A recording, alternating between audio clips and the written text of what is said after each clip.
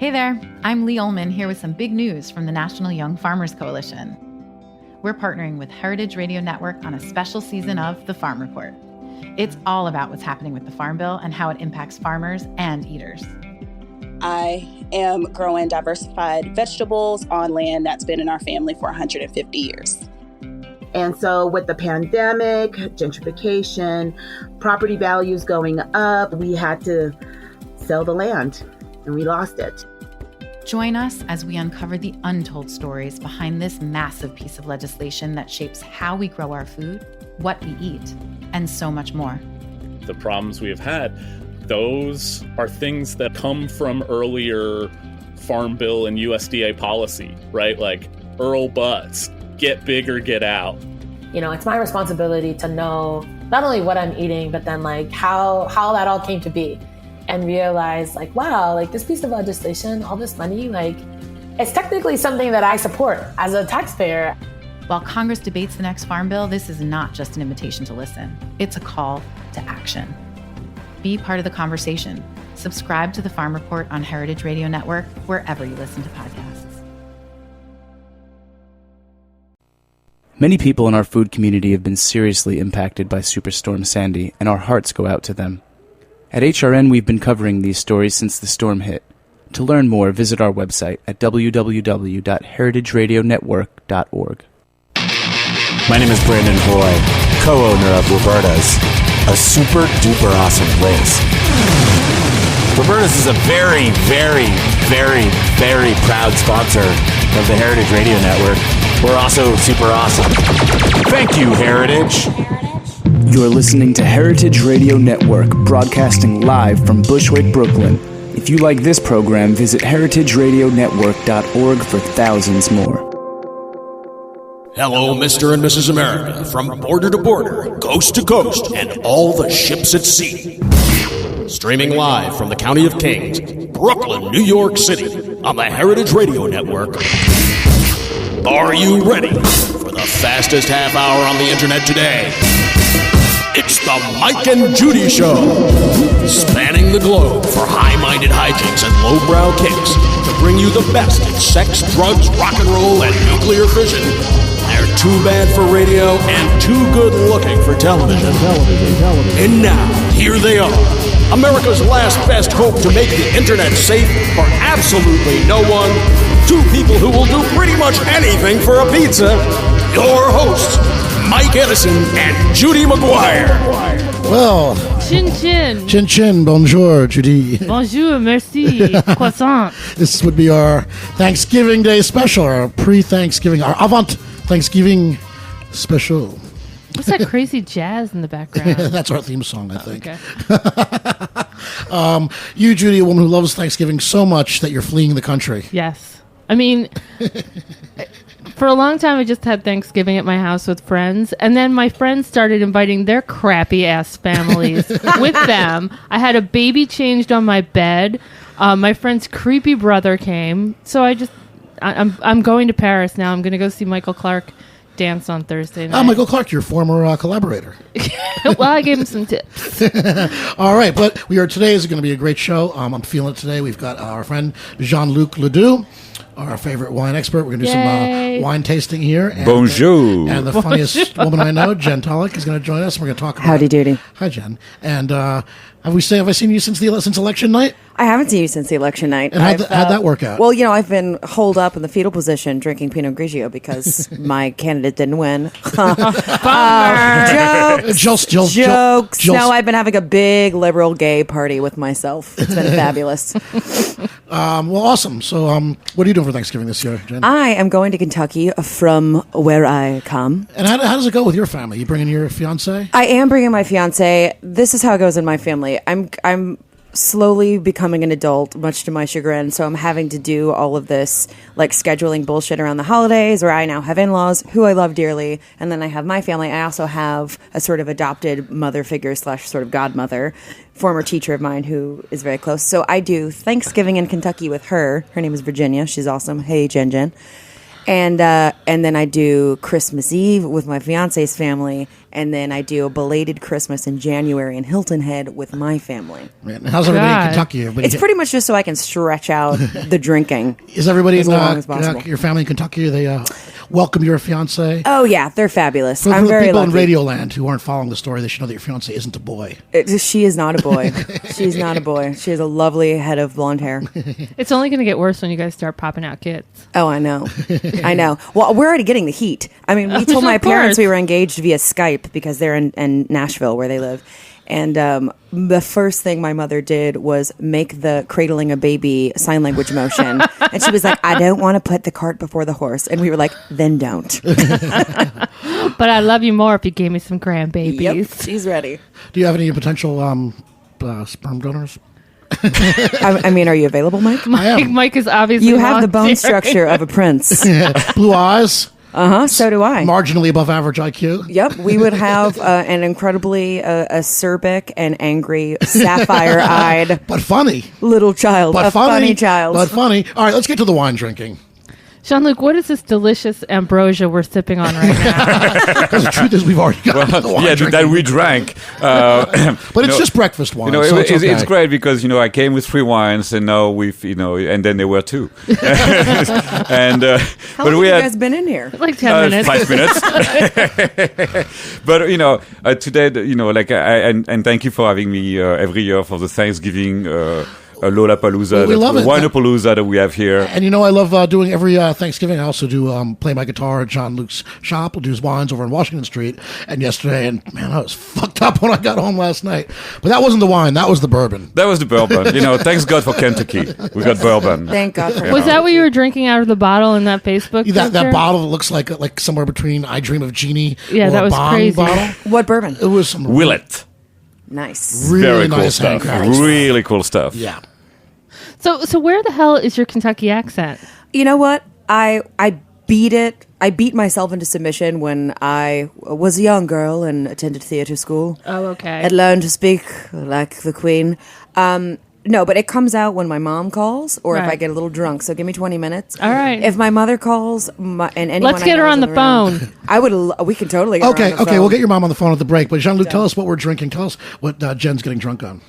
Well, the wine that I brought this year is a simple Gamay. Gamay is a grape that's grown in the Beaujolais region of France, and I love Beaujolais around Thanksgiving. It's an easy wine to drink, obviously. Nobody's having a problem here. Nobody's having a problem so far. Don't confront me, yo. You know what? It's fruity. It's uncomplicated. It's friendly, just like Thanksgiving should be. Right on. But you don't do the Nouveau Beaujolais. I don't do the Nouveau Beaujolais. What's up with that? I don't like the hangover. Yeah. I just think I just have a problem with Beaujolais Nouveau, and it's nothing new. And there's some good versions of it that come out, but I've just been so burned on it through the decades that I just refuse to go near it. It's so easy to drink. You end up drinking it like Coke or something. Exactly. And then you wake up the following morning, you don't know who you are, in what bed you are, in actually what town you are, So it's... You have more exciting than That's how I me. became pregnant with Mike's baby. That goddamn Beaujolais Nouveau. I'm just picturing his face on a baby, like a screaming baby. Oh my God. Give Jen some more wine, Jean-Luc. Please. So do you even carry the Nouveau in your store? We don't. Ooh.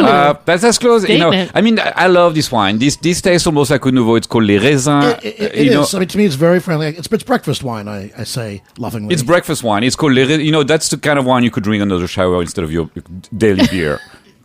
Oh no, he doesn't even know what to say. You'd have to get a sippy cup though. Jesus Christ! After the wine tasting, I was drinking bourbon in the shower last night just to try to come down, to try to sober up. Yeah. So this Beaujolais that we're having right now is called Les Raisins Gaulois, which means the Gallic grapes.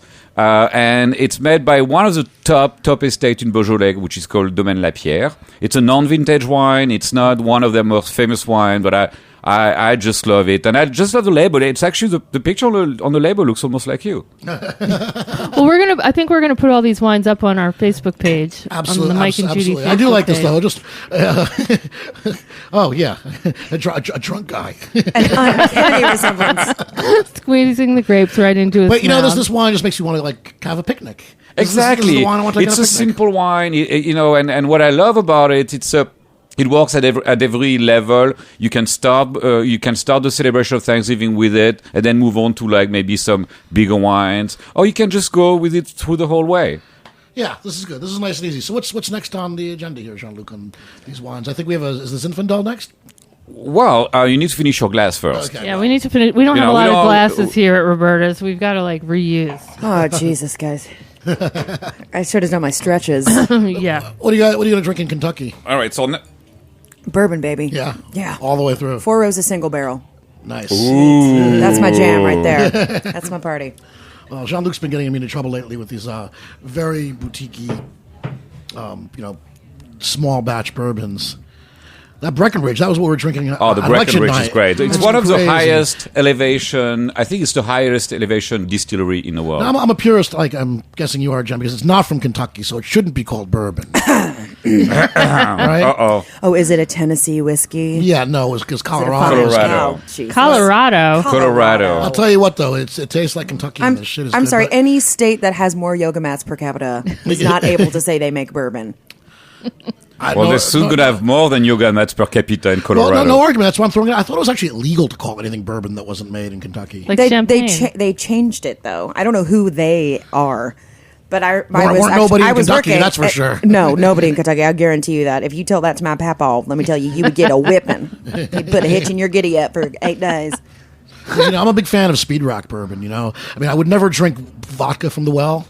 I mean, like no fucking way, right? Bourbon is this one category of alcohol in America that it doesn't have to be expensive to be great, to be fantastic. That's what I'm saying. There's some there are inexpensive so bourbon. many great bourbon that you can find in a liquor store for like $15, $16, $17. Well, at least they're just like great. It's just great stuff. There's a minimum, requirement for it to be bourbon. I think it's got to be at least 2 years old age, right? So obviously, it's straight whiskey. It's not like vodka. You can just throw anything and everything in there and call it vodka. Oh, vodka is such BS. It's just I mean, it's all vodka is all the money that 95% of what you pay for a bottle of vodka is promotion. Yeah. The rest, it's nothing. It's made from potatoes, for God's sake. And like old sweaters. And I mean, there's no rules. Just put anything in vodka, right? It's like neutral grain. You could throw. Actually, all sweaters could taste better than some of the vodka. Probably. I'll tell you what. No, seriously, if I'm on a date and the woman I'm with says I'll have a vodka tonic and she doesn't call what vodka she wants, okay, that's strike one. Oh, Mike. Strike 2 is, do you have Stoli Marshmallow? No, if she orders a Cosmopolitan, that's like... No, seriously, Judy, because if you're going to order some vodka from the well, it's obvious that the fabulous dinner I'm about to invite you to is going to be lost on you. But maybe she's not a drinker. How do you Mike. get to be 30 years old and not know not to drink well vodka? I'm not I don't really drink vodka, so I have no stake in this game, but I think you're being a little harsh on these ladies. And I happen to bet if she was hot enough, you wouldn't care if she sipped, like, what is the crappy Polish vodka? Sobieski? Yeah, right out of the bottle with a straw. You'd be fine with Well, I it. said- that's be going to kinda take sexy, seconds. though. That's attitude. At least that's some attitude. Look, I said strike one. You can come back from that. Lots of people hit home runs with 2 strikes on them. You're a very forgiving date, Mike. So I've been told. Okay, what's up, Jean-Luc? What is this? Oh, wait. Was this the Ridge, Zen? Not yet. We'll keep that for the end if you guys are nice. Huh? It smells delicious. This is... Teach us how to taste. Okay, swirling. So you You swirl can't the see wine this. in the glass. You can't Okay. see this, but we're going to try to have like a play-by-play action going on the radio. This has got a nice You swirl the wine in the glass, and what it does, it aerates it, and it liberates and frees the aromas that are in the wine. Then you smell it. Don't make that face. And then you taste it, and then you swirl it in your mouth. You bring more air because it really opens up the wine while you're tasting it. This is a Gigondas. It's a Gigondas. It's a 2010. It's from the Southern Rhone. And if I just can give you like a little wine tip today, if you like wine, anything from the Southern Rhone, and that means Côte du Rhône, Châteauneuf-du-Pape, Gigondas, Vaqueras, etc.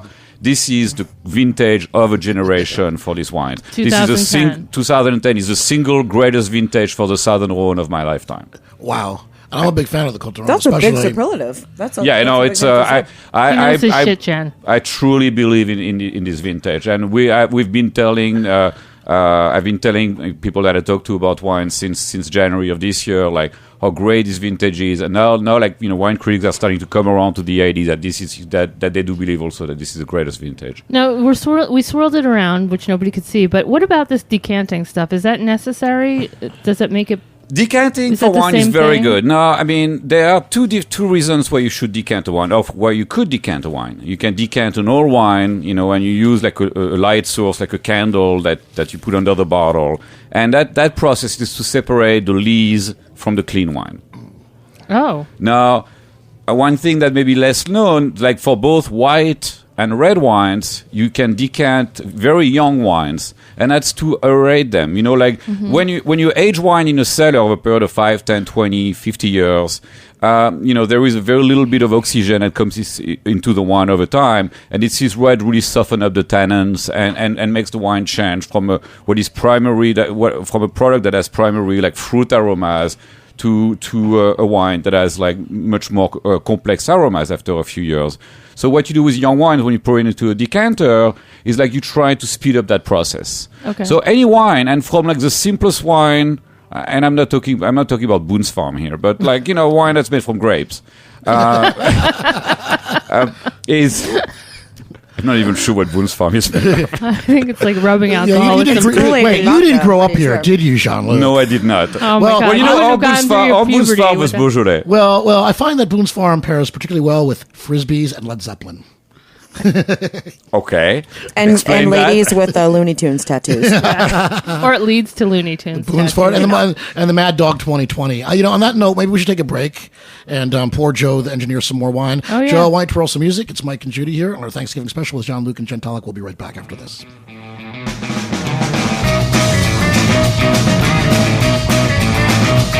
just a small-town boy with big ideas. Yeah, I'm gonna be a great big star. You're listening to Alcohol Hollywood by the Ronchans on the heritageradionetwork.org. They're gonna see a country boy go to town and make it good. So I packed up my bags, threw them in my truck, and I headed way out west. I didn't want to be just a small town drunk, no, I wanted to be the best. They're gonna see a country boy go to town and make it good. So I got me a studio contract and a palace in Beverly Hills.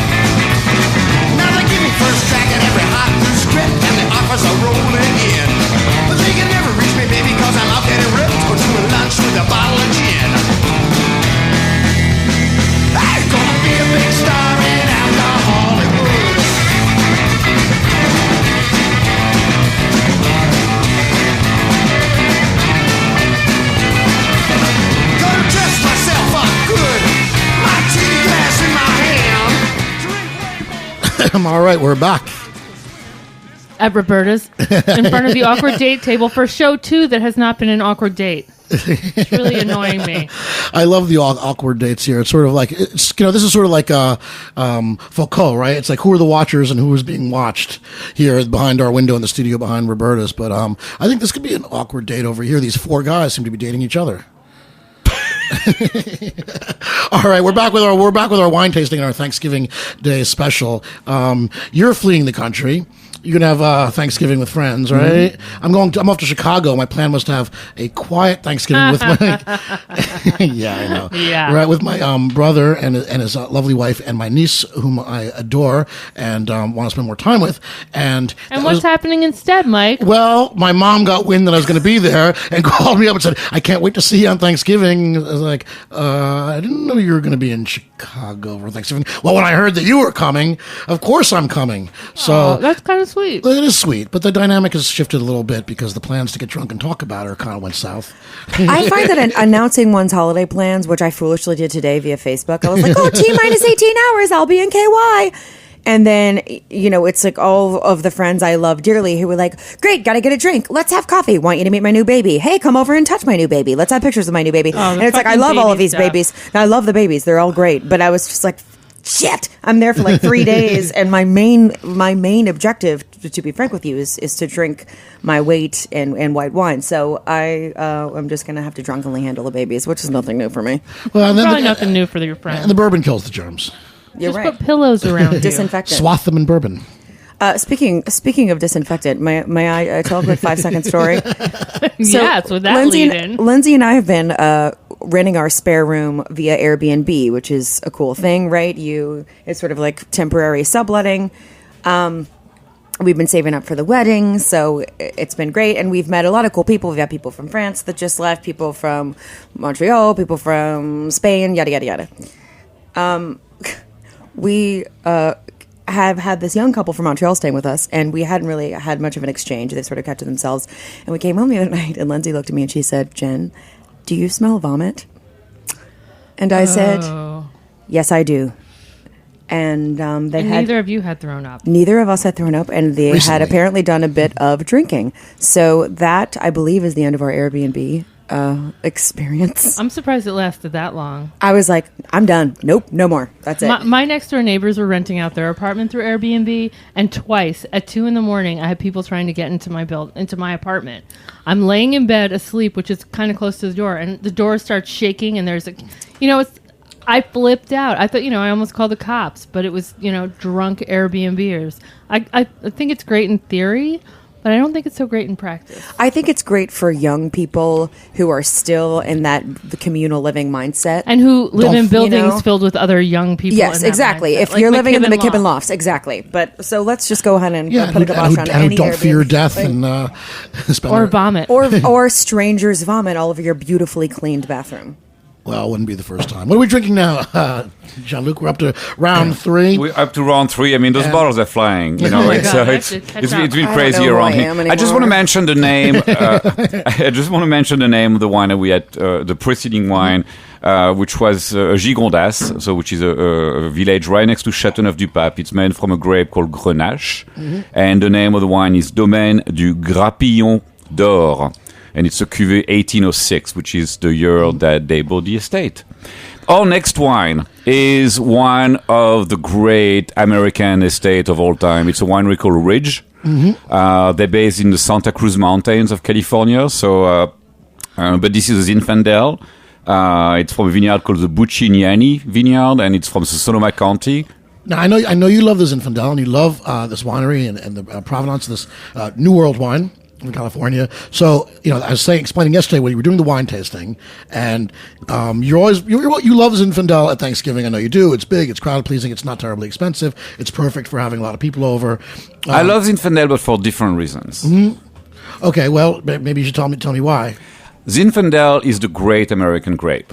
I mean, even though it does not come from the United States originally, but it's been planted in America since the 19th century. I mean, a lot of immigrants from Italy planted that grape. There's a lot of very old vine vineyard in this country, and it really produce wine that I think are fantastic and age beautifully. Yeah, I agree. And of course, I think Zinfandel has sort of a bad reputation because people know of white Zinfandel, which is like blush, and Americans who don't understand. And in a box. Americans don't understand pink wine. I think Personally, I'd like to take credit for making pink wine popular in America. Rosé and you. Rosado. That was me. Over the last few years, notice how popular Rosé has become in the last 5 years? Sparkling rosé. Although I think Kentucky. although I think the arc is starting to go down on rosé. I think the rosé fever is over it. The pink fever? The pink fever is over. When I was living in Spain, it's all we drank during the summer was Rosado, the pink wine all summer long, and the Rosato, the Italian version, and Rosé from Provence especially. I love nice dry pink wine, and it's a trick that I learned, living in Europe, to sound perfectly pretentious, but to come back, it just wasn't popular, and people would look at me like I was crazy buying cold pink wine all summer long. Between June and September, that's all I want to drink. For some reason, I think rosé has peaked, and I think Zinfandel today is considered a very serious grape by a lot of people. Well, this stuff is terrific. This is great stuff. I mean, this is from the 2007 vintage, which is one of the great vintage of all time in California. 40, 50-year-old vines grapes go into this wine. And Ridge really, is a true American wine. The winery was founded by 4 engineers from Stanford University in 1962. It's been made by a gentleman called Paul Draper since 1969. Actually, for the little story, there was a very famous tasting in Paris in 1976 where American wines beat the French wines, and Ridge was one of those wines. There was a film made about that, a terrible film called Bottleneck. I know. And I saw it in the theater. Oh my God. You spent $7.50 for this? More than that, baby. I should have bought a bottle of cheap wine. I know, you're right. I should have bought some. Or 3 bottles of Boone's Farm. 3 bottles. The first time I ever got drunk was on a combination. Are you ready for this? I'd like a drum roll, please. A combination of Kahlua and Boone's Farm mini bottles in a 6-pack because they make such a thing. Wow. I have a friend who's close to my age who's still her drink. She's Asian, so she's got the Asian thing where she can't drink.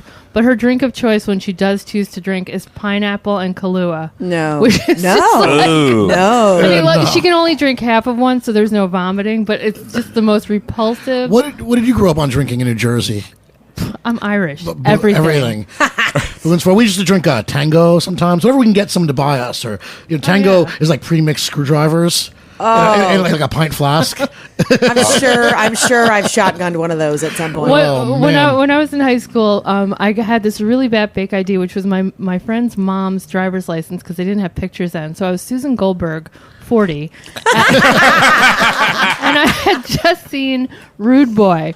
So I went into the liquor store and I started saying, I decided a British accent would make them serve me. So I was like, Susan Goldberg, 40, was like, I want a fucking pint of vodka, mate. I was just like, what? And I just kept going like, you fucking cunt, I need my fucking vodka. And he finally gave it to me just so I would go away. I moved to London right as I turned 21, which I thought was such a sham because it didn't matter. I was like, I can drink here anyway. This is bullshit.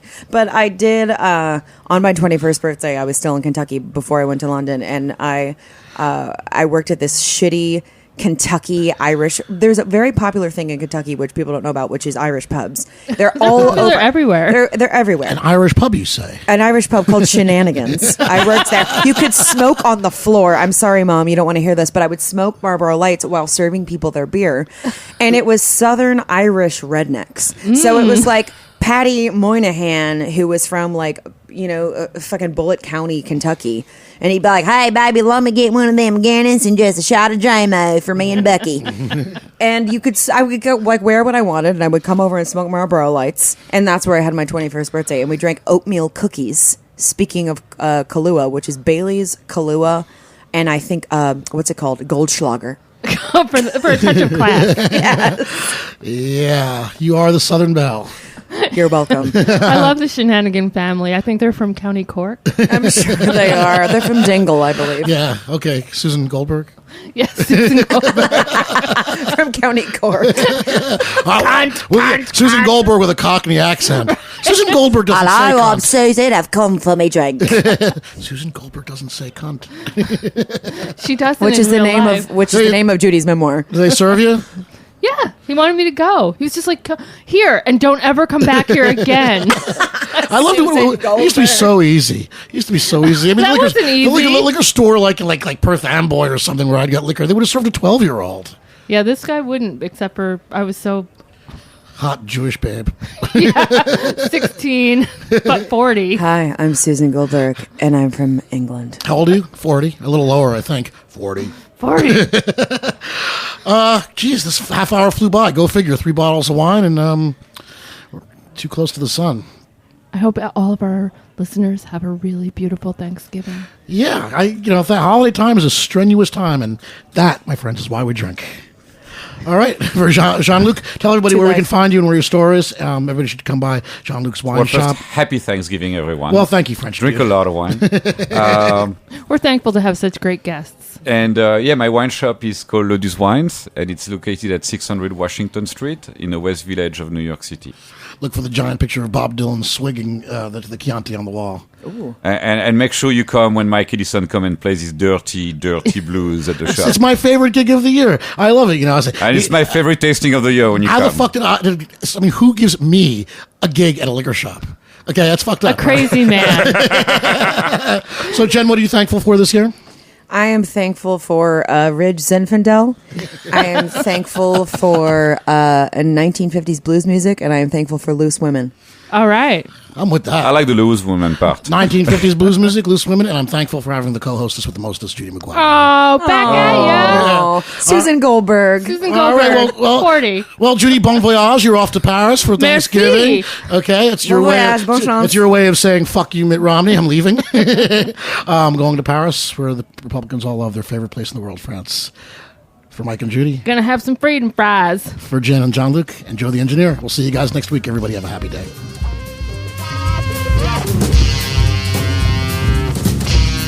Thanks for listening to this program on heritageradionetwork.org.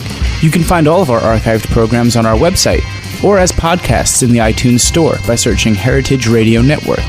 You can like us on Facebook and follow us on Twitter at heritage_radio. You can email us questions at any time at info@heritageradionetwork.org. Heritage Radio Network is a non-profit organization. To donate and become a member, visit our website today. Thanks for listening.